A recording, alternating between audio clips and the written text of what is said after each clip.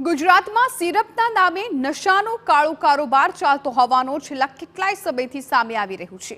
ત્યારે આ વખતે આવા જ નશાના વેપલાનો પર્દાફાશ થયો છે મોરબીમાંથી, જ્યાં રંગપર ગામની સીમમાં ગોડાઉન ભાડે રાખી ચોખાની આડમાં નશાકારક સિરપના ગોરખ ધંધાનો પર્દાફાશ થયો છે। એલસીબી ટીમે બાતમીના આધારે આર્ટાઇટલ નામના ગોડાઉનમાં દરોડા પાડ્યા હતા, જે દરમિયાન નશાકારક કોડીન યુક્ત સિરપનો જથ્થો છે એ ગોડાઉન સંચાલક સહિત 3 શખ્સોને ઝડપી પાડ્યા હતા। પોલીસે ₹1.85 કરોડની કિંમતની 90,000 સિરપની બોટલ સહિત 2 કરોડથી વધુનો મુદ્દામાલ પણ કબજે કર્યો છે અને પોલીસે 6 લોકો સામે ગુનો નોંધી 3 આરોપીની ધરપકડ કરી વધુ તપાસ હાથ ધરી છે।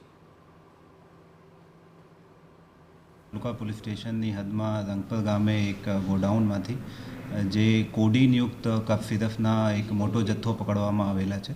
ટોટલ 90,000 જેટલી બોટલો કબજે કરીને અને ગુનો દાખલ કરવામાં આવેલા છે અને આ ગુનાના કામે ટોટલ 3 આરોપીઓની ધરપકડ કરવામાં આવી છે। કફ સિરપ છે એ બેસિકલી કોડીન જે કે નાર્કોટિક્સ ડ્રગની સંજ્ઞામાં આવે છે એ મિક્સ એ સાથેના કફ સિરપ છે અને એ ટ્રકમાં ભરી અને બીજા રાજ્ય એટલે ઝારખંડમાંથી આ તમામ વસ્તુઓ જે છે એ ચોખાની જે બોરીઓ હોય છે એની આડમાં આ બોક્सेस એમાં ભરીને અને અહીંયા લાવ્યા હતા અને અહીંયા જે ગોડાઉન છે એમાં એની રીપેકિંગ કરીને એ ફરીથી એ માલ કોઈ બીજી જગ્યા મોકલવાના હતા। એ પ્રકારની મોડસ ઓપરેન્ડીથી તપાસમાં આ સિરપનો જથ્થો છેક ત્રિપુરાથી મોરબી સુધી લાવવામાં આવ્યો હતો।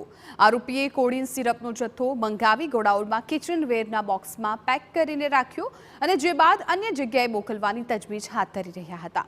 ત્યારે પોલીસે દરોડા પાડી 90,000 સિરપની બોટલો અને ટ્રક ઝડપી પાડી હતી। પોલીસે ગોડાઉન સંચાલક મનીષ ઝાલાવાડિયા, ટ્રક ચાલક સરફરાઝ સૈયદ, ટ્રક ક્લીનર મોહમ્મદ અબ્દુલ કરીમની ધરપકડ કરી, જ્યારે સિરપ મંગાવનાર માટે અને મોકલનાર સહિત 3 સામે NDPS એક્ટ હેઠળ ગુનો નોંધી વધુ તપાસ હાથ ધરી છે।